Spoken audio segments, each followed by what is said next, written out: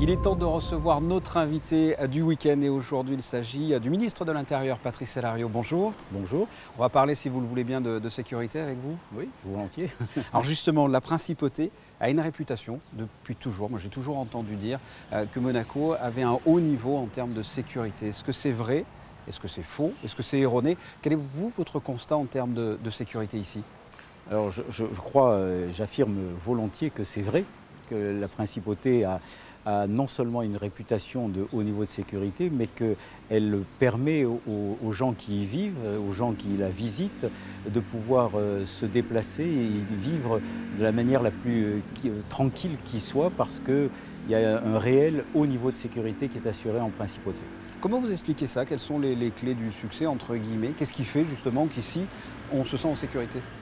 Alors je crois que le premier élément, qui est un petit peu la clé de voûte de tout le reste, c'est une volonté politique très forte en la matière.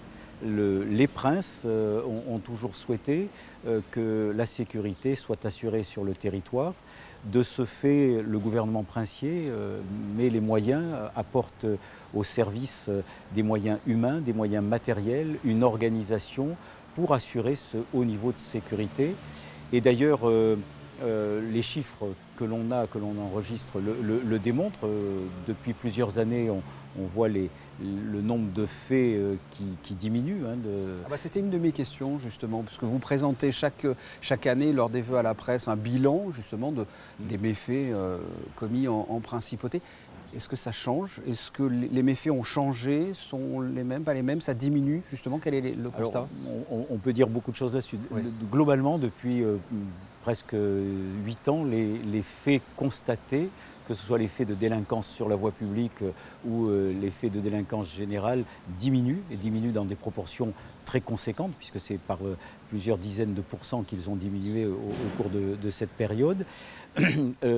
La criminalité, parce que la délinquance évolue et on n'a pas tout à fait la même situation aujourd'hui qu'il y avait 10 ans en arrière ou 20 ans auparavant.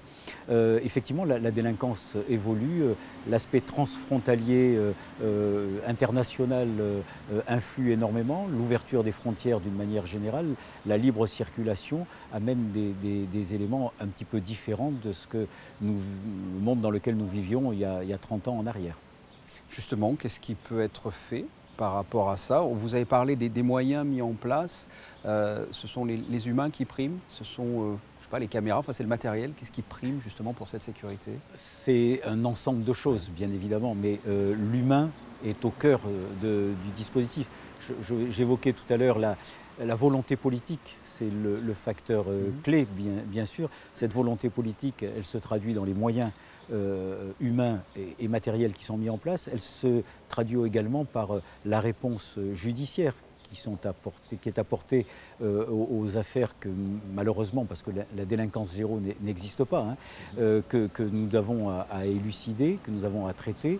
Mais le facteur humain est le facteur essentiel. C'est un facteur qui intervient dans l'organisation des choses, dans la manière d'aborder les questions de sécurité, dans la vigilance que chacun apporte à ces problématiques, que ce soit des chefs de service jusqu'aux plus, je dirais, simples collaborateurs de ces services. Chacun apporte sa pierre à l'édifice et c'est dans l'ensemble et dans la coordination, dans la coopération de l'ensemble que la sécurité peut être assurée.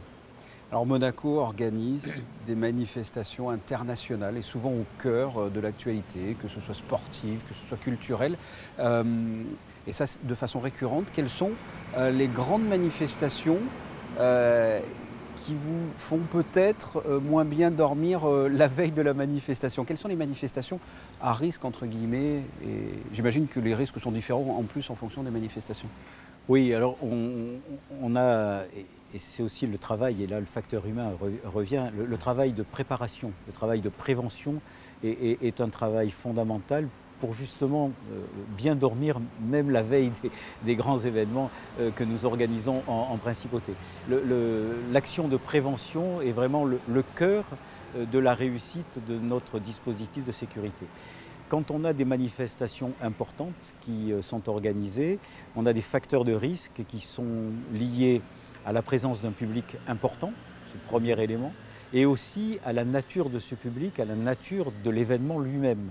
Quand on organise des matchs de football, par exemple, notamment des matchs avec un enjeu sportif important, on a malheureusement autour du monde du football des phénomènes de délinquance, de hooliganisme qui se greffent et qui génèrent des problèmes ou des problématiques spécifiques que nous ne rencontrons pas, par exemple, lorsqu'on organise le Grand Prix automobile, où on a une population beaucoup plus importante qui se trouve sur le territoire.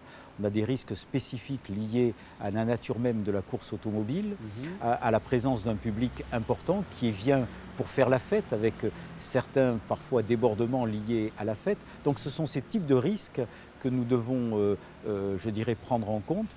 Et c'est là où le travail de préparation, le travail de prévention dans l'organisation des schémas qui sont mis en place, tant pour assurer je dirais le bon déroulement de la manifestation que pour pouvoir intervenir en cas de problème, donc en définissant quel type de problème peut se produire, que l'on arrive à assurer ce haut niveau de sécurité et, pour reprendre je dirais, votre question, à dormir à peu près correctement les jours qui précèdent la manifestation. Justement, qu'est-ce qui est le plus complexe à gérer? C'est les problèmes de hooliganisme, c'est la masse, la foule, c'est quand vous parlez du Grand Prix, ce sont les véhicules. Qu'est-ce qui est le plus complexe? Tout est compliqué parce que notre territoire est particulièrement exigu et qu'on n'a pas forcément la place pour pouvoir serrer les problèmes.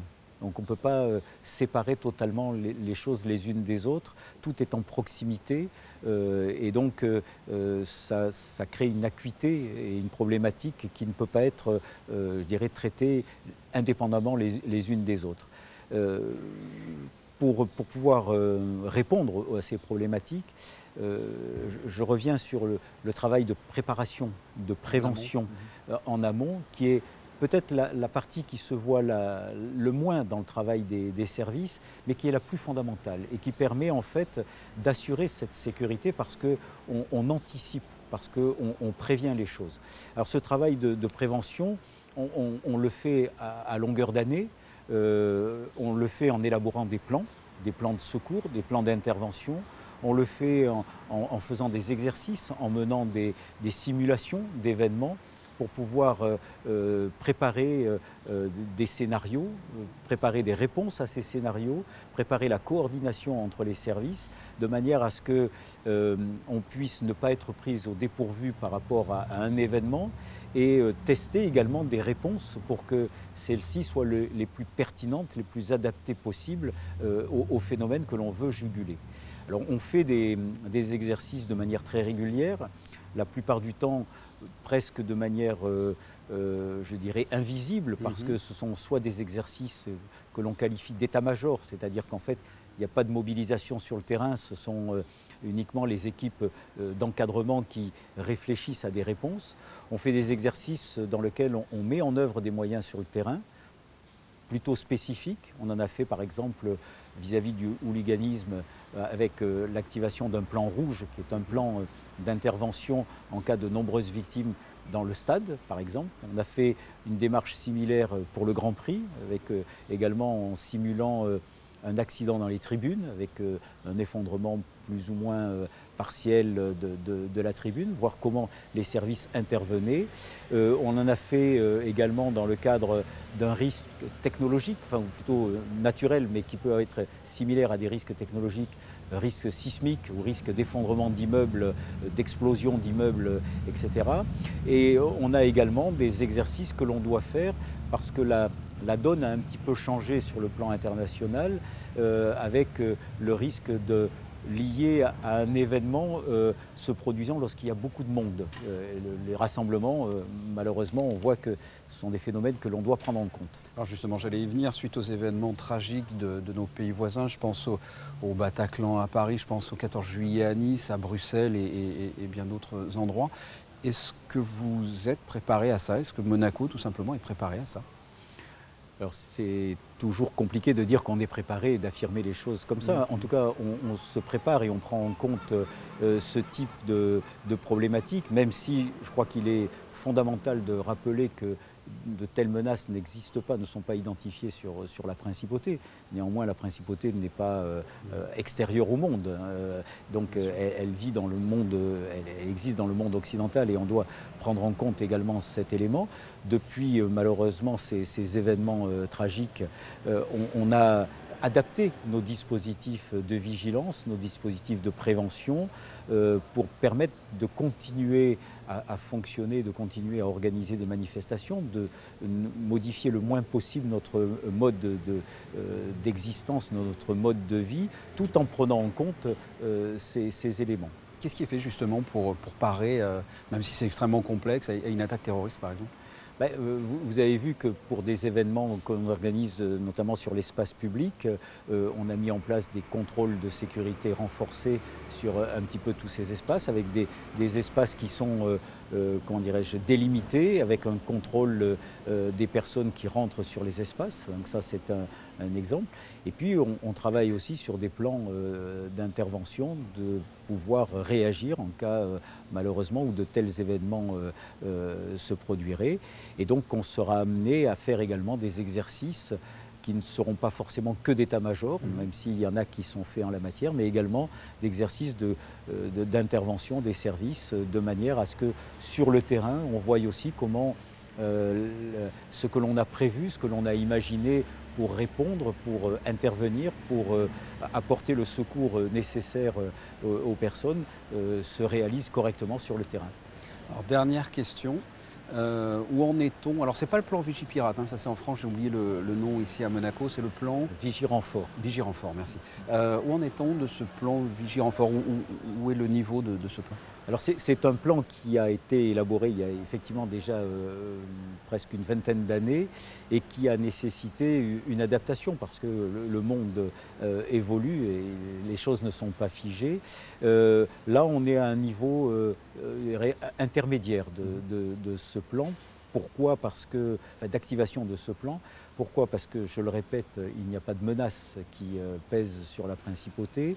Il y a une nécessaire vigilance de tout à chacun qui doit être rappelée, une nécessaire mise en place d'un certain nombre de mesures de contrôle, notamment lorsqu'on a des manifestations publiques et qui regroupent un nombre important de personnes au même endroit. C'est ce que l'on a fait par exemple pour la foire attraction, pour les festivités de la Saint-Sylvestre, c'est ce que nous avions fait l'an dernier pour le Grand Prix, c'est ce que nous faisons d'une manière générale pour toutes les manifestations avec un public important. Et donc ce plan en fait définit les différents niveaux de dispositifs de sécurité qu'il convient de mettre en œuvre pour, là encore, à titre préventif, puisque c'est l'action fondamentale des services, pour éviter que le phénomène intervienne. Patrice Elarieux, merci infiniment d'avoir répondu à mes questions. On enregistre là justement cet entretien sur le parvis du ministère d'État. Vous voyez, il fait beau. Si vous le voulez bien, on se quitte avec la météo. Merci.